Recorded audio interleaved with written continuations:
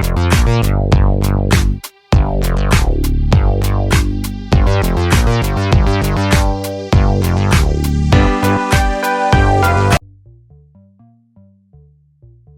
family, it is your boy Optimist Sniper. Bienvenue une fois de plus dans une nouvelle vidéo portant sur les divergences régulières, comme vous voyez le titre.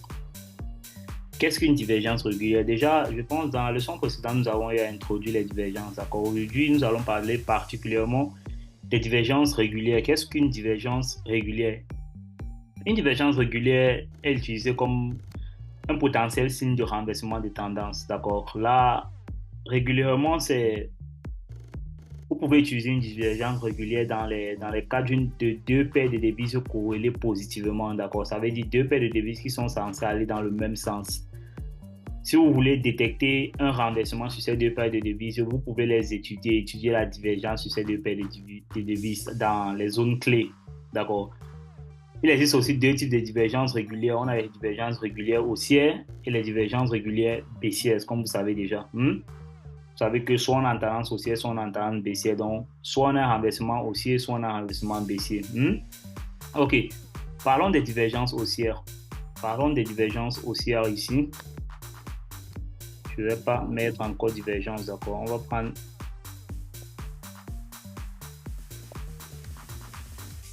cas haussier.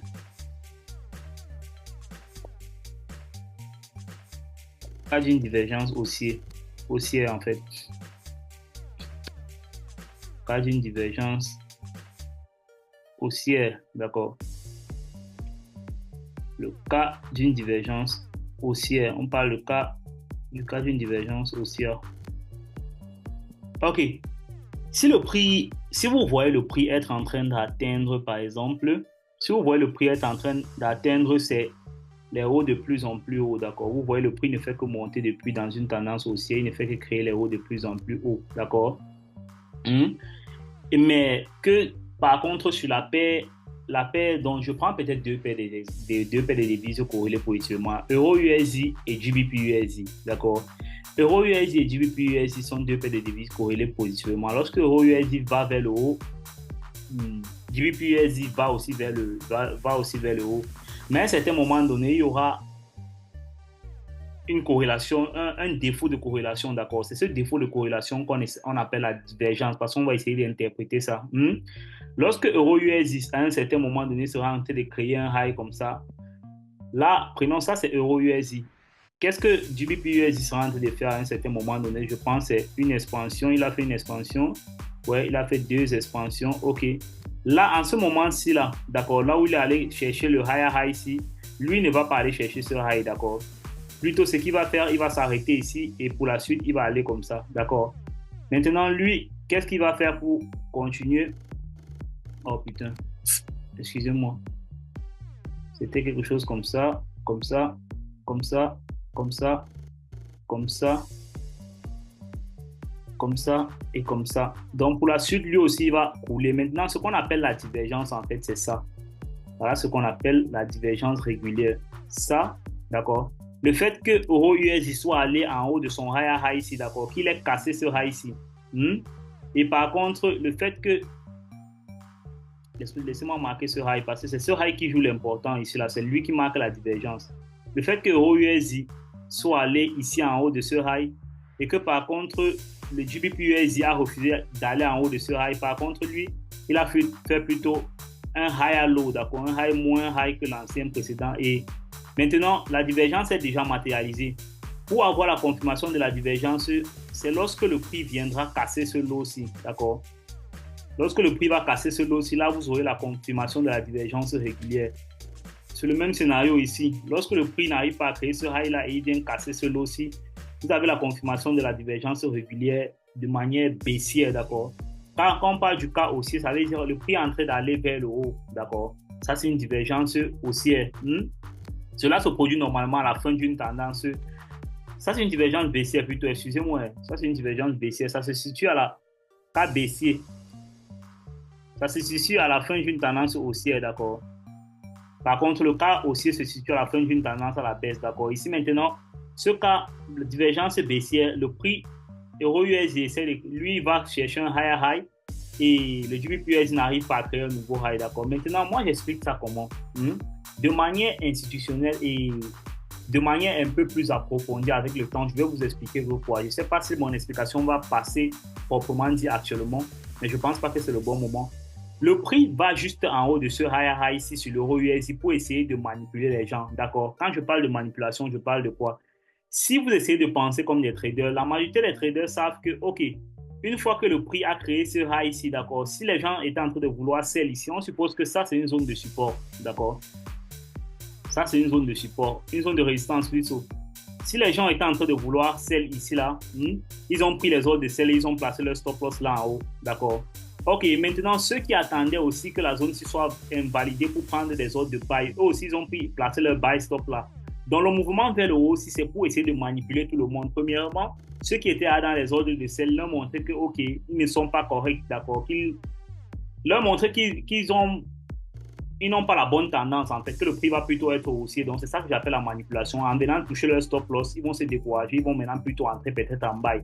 Et ceux qui avaient les buy stop ici, là, leur buy stop va être déclenché pour venir être touché par la suite parce que leur stop loss va se trouver ici. D'accord? Donc, si vous essayez de voir, ça donne un truc comme ça, là. D'accord? Il y a ceux qui sont déjà en position de sell ici, là. Ils ont placé leur stop loss ici. Ils ont placé leur stop loss comme ça. Maintenant, il y a ceux qui vont entrer en position de buy avec le buy stop ici, là, d'accord? Ils sont là comme ça. Et eux aussi, ils ont placé leur stop loss quelque part ici. Vous voyez que dans cette alignance là, les deux vont être stop loss, d'accord? C'est pourquoi j'appelle ça manipulation. Que vous soyez en buy ou en sell ici, là, si vous avez mal pensé, vous allez prendre un stop loss, d'accord? Pourtant, vous aurez peut-être eu raison, d'accord? C'est ça qu'on appelle la divergence. Par contre, lui ici, le GBP USD, il confirme cette divergence. Il ne veut pas aller chercher le high, donc le prix va clairement être baissier. Ça, c'est le cas d'une divergence baissière, d'accord? Ça, c'est très clair, j'espère. OK. Maintenant, prenons le cas d'une divergence régulière haussière, d'accord? Cas haussier, c'est juste inversement, hein? D'accord? Quand on parle du cas haussier, c'est juste inversement. Je pense que c'est très clair, cas haussier.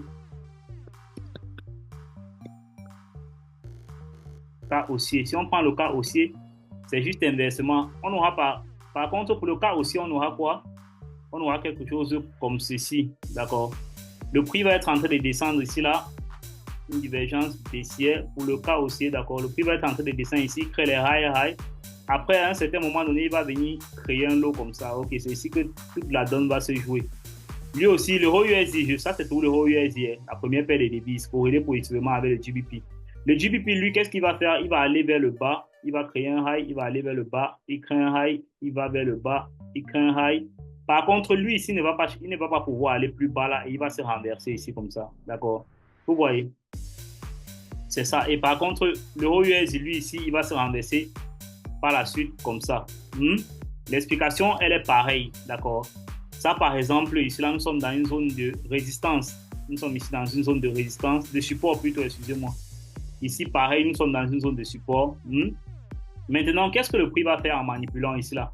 Le prix va simplement envoyer les gens à la manipulation ici. Tous ceux qui voulaient prendre, ceux qui avaient déjà premièrement les ventes, les ordres d'achat ici, qui s'étaient positionnés en achat ici sur la zone de support, ils avaient pris les ordres d'achat ici. Le prix va chercher à venir leur stop loss là. OK.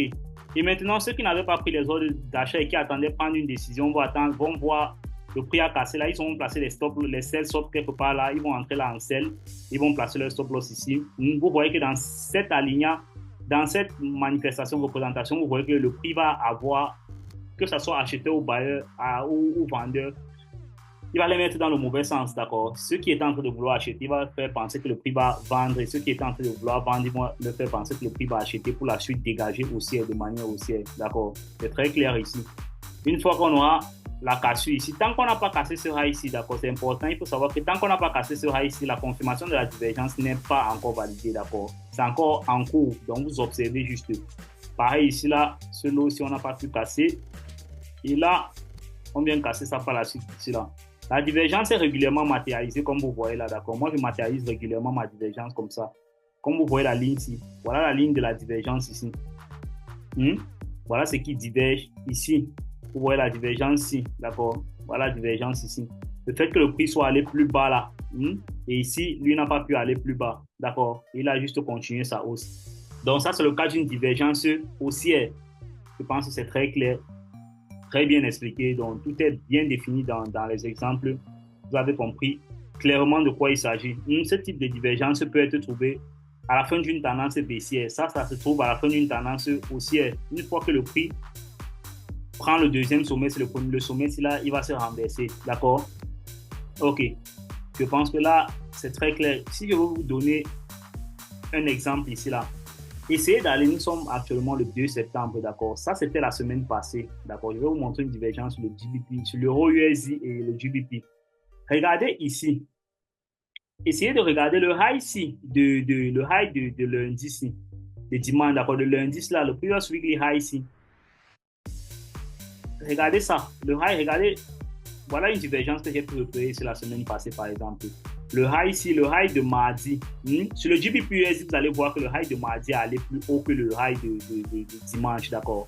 Par contre, sur l'euro USD, il n'a pas pu aller plus haut que ça. Donc, ça, c'est une divergence. Une fois que le prix venait casser ici, là, la semaine passée, j'avais une confirmation que, OK, là, on va rouler de manière baissière. C'est comme ça que j'ai utilisé la divergence pour pouvoir profiter des ordres de vente de la semaine passée. J'ai exactement travaillé comme ça la semaine passée. J'ai fait de l'argent avec ça. Donc, et je vais vous montrer ça sur le GBP USD. Sur le GBP USD, vous allez voir que la semaine passée, le high de mardi était carrément en haut. Regardez ici.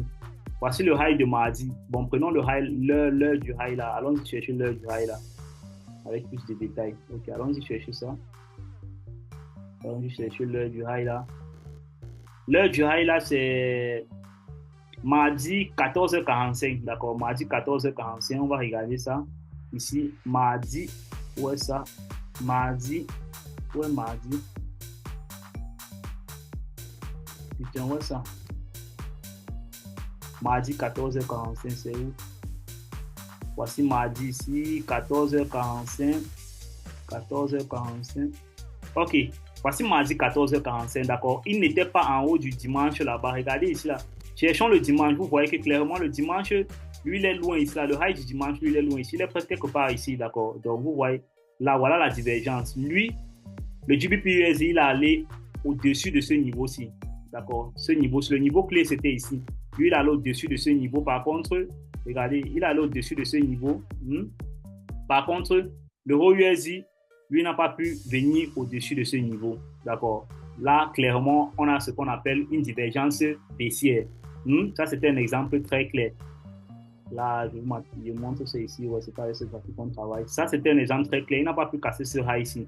Donc, vous allez chercher d'autres exemples comme ça, avec d'autres paires corrélées, d'accord? Que ce soit l'euro USD, que ce soit le GBP USD, que ce soit l'autre USD, que ce soit le NZD USD, les paires corrélées positivement et les paires corrélées négativement aussi, le DSY avec le gold, ainsi de suite, d'accord? Le DSY avec l'USD 4 pour une corrélation positive. Toutes vos paires de devises que vous avez comme corrélation positive, vous pouvez utiliser ça pour détecter les divergences régulières, d'accord? On va parler des autres types de divergences. OK. Je pense que pour cette leçon sur les divergences, c'était très clair.